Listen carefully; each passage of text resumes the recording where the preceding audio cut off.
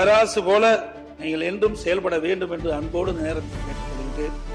எந்த அளவுக்கு எதிர்கட்சிகளுக்கு பேசுவதற்கு வாய்ப்பு கொடுக்கின்றீர்களோ அந்த அளவுக்கு உங்களுடைய அரசு சிறப்பாக செயல்படும். நீங்க திரு SP வேலுமணி அவர்கள் கை தூக்குறீங்க, பேசணுமா? பேசுங்க. இன்றைக்கு ஒரு சிறப்பான உத்தரவை போட்ட மாண்பு முதலமைச்சர் அவர்கள் வழிபாட்டு தலங்கள் மற்றும் பொதுமக்கள் கூடுகின்ற இடங்களில் மதுக்கடை இருக்கக்கூடாது என்ற அற்புதமான அறிவிப்பை வெளியிட்டுள்ளார்கள். டயா பூஸ்டர் சுகரை கண்ட்ரோல் பண்ணும், உங்க ஆரோக்கியத்தை மீட்டு தரும். சர்க்கரையை கட்டுப்படுத்துறதுக்கான எளிமையான வழிமுறை, இயற்கையான வழிமுறை. அனைத்து மருந்து கடைகளிலும் கிடைக்கும். மாண்புமிகு உறுப்பினர் முன்னாள் தமிழ்நாடு முதலமைச்சர் திரு எடப்பாடி K. பழனிசாமி அவர்கள். மாண்புமிகு சட்டப்பேரவை தலைவர் அவர்களே வணக்கம். பொன்மனச்சம்மல் புரட்சி தலைவர் MGR அவர்களையும் இதயம் புரட்சி தலைவி அம்மா அவர்களையும் முதலிலே வணங்கி, வரலாற்று சிறப்புமிக்க இந்த அவையில் புனிதமான இயற்கையில் பொறுப்பேற்றுள்ள மாண்புமிகு சட்டப்பேரவை தலைவர் அவர்களுக்கு எனது இதயபூர்வமான நல்வாழ்த்துக்களை முதலிலே தெரிவித்துக் கொள்கின்றேன். அதேபோல பேரவை துணைத் தலைவராக தேர்ந்தெடுக்கப்பட்டுள்ள அவர்களுக்கும் என்னுடைய வாழ்த்துக்களை தெரிவித்துக் கொள்கின்றேன். ஏனென்று சொன்னால் சட்டப்பேரவை தலைவர்களையும் துணைத் தலைவரும் பெயர் குறிப்பிடக்கூடாது என்பது மரபு இருக்கின்ற காரணத்தினாலே நான் பெயரை குறிப்பிடவில்லை. ஆகவே அனைத்து இந்திய அண்ணா திராவிட முன்னேற்ற கழகத்தின் சார்பாக சட்டப்பேரவை தலைவராக பொறுப்பேற்றுள்ள தங்களுக்கும் சட்டப்பேரவை துணைத் தலைவராக பொறுப்பேற்றுள்ள அவர்களுக்கும் இதயபூர்வமான நல்வாழ்த்துக்களை இந்த நேரத்தில் தெரிவித்துக் கொள்கின்றேன். இன்றைக்கு ஆளுங்கட்சி எதிர்கட்சி என்று பாராமல் இன்றைக்கு தாங்கள் இந்த பக்கமும் அந்த பக்கமும் சாயாமல் நடுநிலையோடு வைக்கும் தராசு போல நீங்கள் என்றும் செயல்பட வேண்டும் என்று அன்போடு நேரத்தில் கேட்டுக்கொள்கின்றேன்.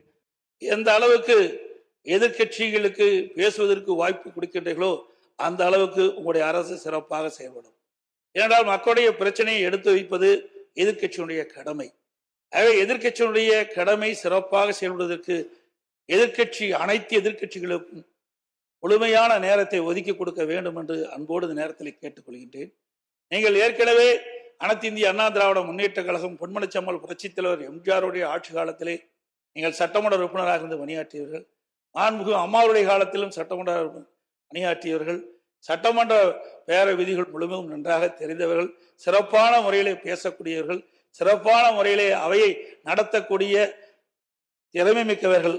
ஆகவே அப்படிப்பட்ட ஒரு அற்புதமான ஒரு நிகழ்த்தக்கூடியவர்களுக்கு ஒரு நல்ல வாய்ப்பை நீங்கள் பெற்றிருக்கிறீர்கள். இந்த புனிதமான ஆசனத்திலே அமர்ந்திருக்கின்றவர்கள் எங்களுக்கும் அனைத்து இந்திய அண்ணா திராவிட முன்னேற்ற கழகம் மட்டுமல்ல அனைத்து எதிர்கட்சிகளுக்கும் போதுமான நேரத்தை ஒதுக்கி கொடுத்து மக்களுடைய பிரச்சனையை அரசுடைய கவனத்துக்கு எடுத்து செல்வதற்கு நீங்கள் நல்ல வாய்ப்பை தர வேண்டும் என்று இந்த நேரத்தில் தெரிவித்து, மாண்புமிகு முதலமைச்சராக பொறுப்பேற்றுள்ள மாண்புமிகு முதலமைச்சர் அவர்களுக்கும் எனக்கு இதயபூர்வமான நல்வாழ்த்துக்களை இந்த நேரத்தில் தெரிவித்துக் கொள்கின்றேன்.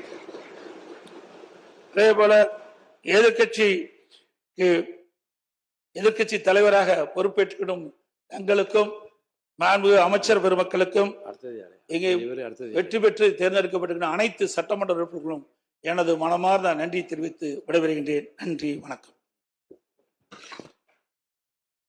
நீங்க திரு SP வேலுமணி அவர்கள் கை தூக்குறீங்க, பேசணுமா? பேசுங்க.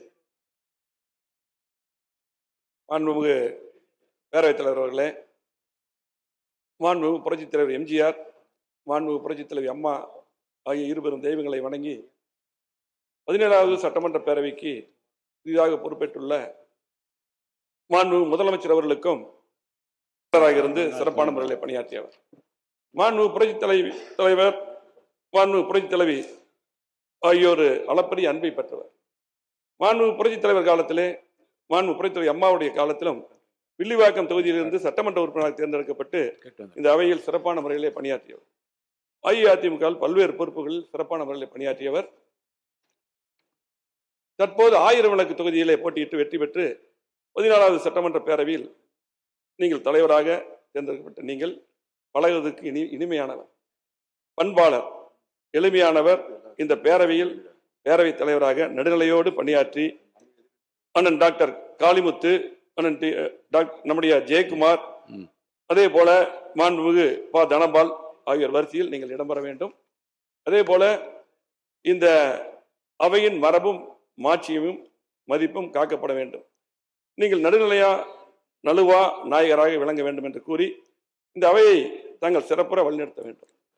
அதே போல பேரவை துணைத் தலைவராக தேர்ந்தெடுக்கக்கூடிய துறையூர் தொகுதி சட்டமன்ற உறுப்பினர் திரு மு.